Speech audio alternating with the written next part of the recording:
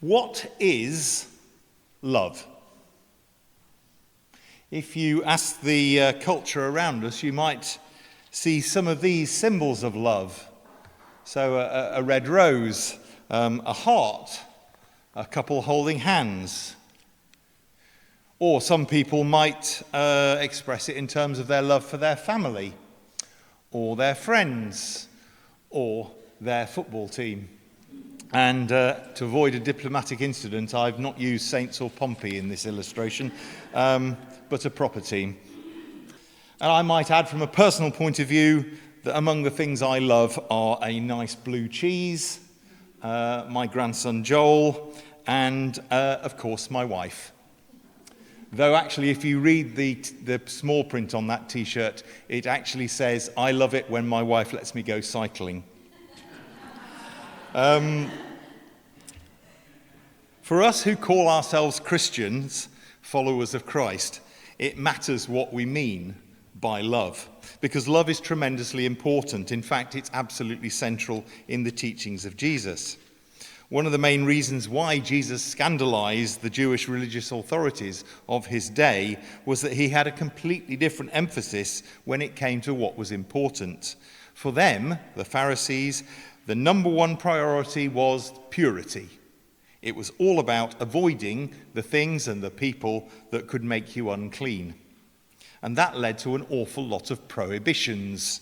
If you read the Ten Commandments, the classic summary of the Jewish law, all but one of the Ten Commandments either start with or contain a negative command, that thou shalt not. And in contrast, when Jesus was asked to summarize the law, as we just heard in the reading that Vicky gave, he got it down to two.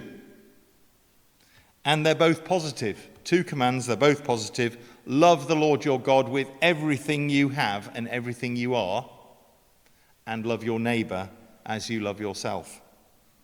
And Jesus never said that purity wasn't important. By and large, he did obey the rules, and he taught his friends to do the same. But keeping pure was not his number one priority.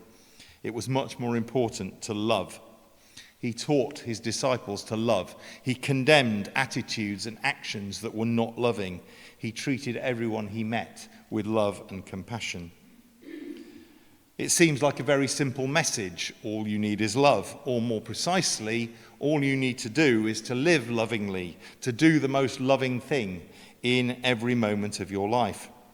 And that's where it starts to get complicated, because we're not really wired to live like that.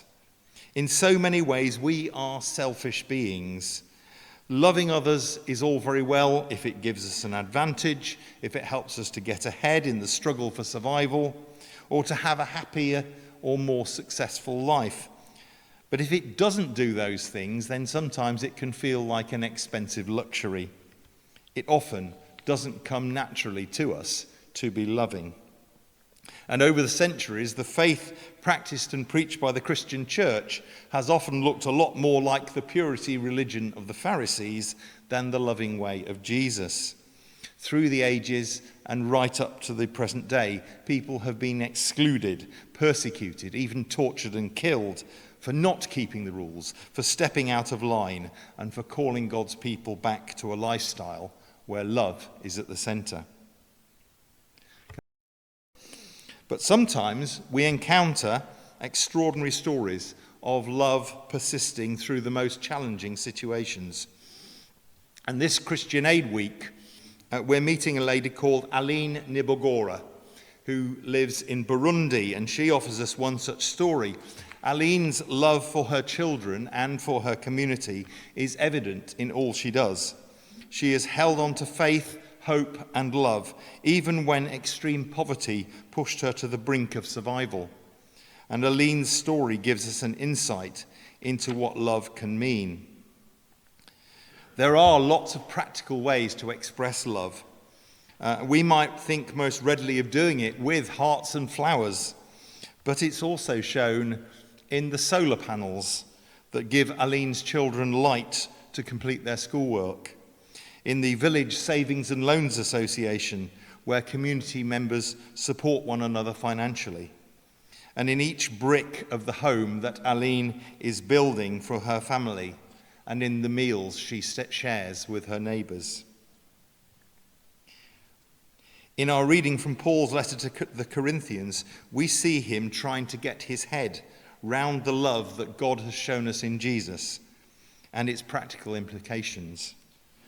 Now, Paul is a classic example of someone who in his spiritual journey has moved from an extreme dedication to the religion of purity to a wholehearted follower of the way of Jesus. And there is surely no finer expression of the priority of love over purity than the first few verses of this passage. Paul says that basically he could be a really good person in the terms recognized by pretty much every religion, but without one key ingredient, he might as well not bother. He could have gifts of eloquence and prophecy and wisdom. He could have the strongest faith. He could know the scriptures back to front. He could be generous and humble and self-sacrificing. But if his being is not shot through with love, if he doesn't know the love of God and share that love with other people, the rest is utterly pointless. And in the next part of this passage, Paul tries to define love, but he finds he can't stop at one or two definitions. We hear that love is patient, it's kind, it rejoices in the truth. Love means we persist, we hope, we believe. Love is endless. And in the final part of the reading, Paul is reaching for something that he acknowledges is inexpressible in this life, the fullness of love that we will find when we know God as God knows us. This passage, of course, is often chosen as a reading for weddings. But Paul wasn't writing about married couples here. He was writing about the church. This part of the letter to the Corinthians addresses unity and diversity in the church, in church communities, particularly when it comes to our different gifts. We see this in the previous chapter, where Paul writes about the gifts of the Spirit, which may be different in each person, but are given for the common good. And Paul encourages the church at Corinth to rejoice in and value diversity within a united community. For just as the body is one and has many members, and all the members of the body, though many, are one body, so it is with Christ. And so this chapter is a challenge to the church. It asks the church in Corinth, and it asks us, whether and how we are practicing love both within and beyond our community. Are we a church that works to allow all human beings to flourish and share their diverse gifts? Throughout Scripture, we see that love between human beings reflects the love that God has for us, has always had for us, and always will have for us. We love because God loved us. We are invited into a relationship, knowing and being known with our Creator. So love isn't just cards, kisses, flowers, and hugs, though it can be expressed through those things. For Christians, love is how we practice discipleship, how we follow our calling as children of God. Love is the serious business of being seen by God for who we are and still being loved and forgiven. Love is the moreness of God, who exceeds what we know and whose mercy and compassion is beyond measure. Love is one of Christian Aid's core values. It stands together with dignity, equality, and justice. Because love is the core of who we are, God's love transforms us. It gives us the strength to choose to love people living in poverty who we've never met, and the empathy to create change for good. Aline told Christian Aid, here in Burundi, a neighbour is considered a member of the family. And when we hear Aline's story, we can see how she lives out love for her neighbours as a daily reality. She helps and supports her neighbours just as she does members of her own family. And like Paul's letter, her example challenges us as a church and as individual Christians. How wholehearted are we in our love for God and for our neighbours? How can we recommit to living out this love in action? What actions can we take to show love to those affected by poverty? The things that we do here in Fareham during Christian Aid Week, our stand in the shopping centre, our raising money and awareness through the churches, often feels like very, very little, tiny drops in a massive ocean of need. But having heard from Christian Aid's partners in the developing world and from ordinary people like Aline, I know that these small actions are not insignificant.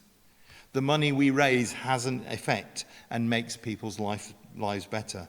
And even more than the money, the fact that people here in Fareham and across these islands care enough to make the effort and love enough to give makes a real difference. When we stand in solidarity with those for whom life is tough, we express in action the love which is at the core of Jesus' message, the most essential value of the Christian faith. And that means that people who have been battered by poverty and climate change, hunger and disease, conflict and war, suddenly find that they are not as alone as they thought they were.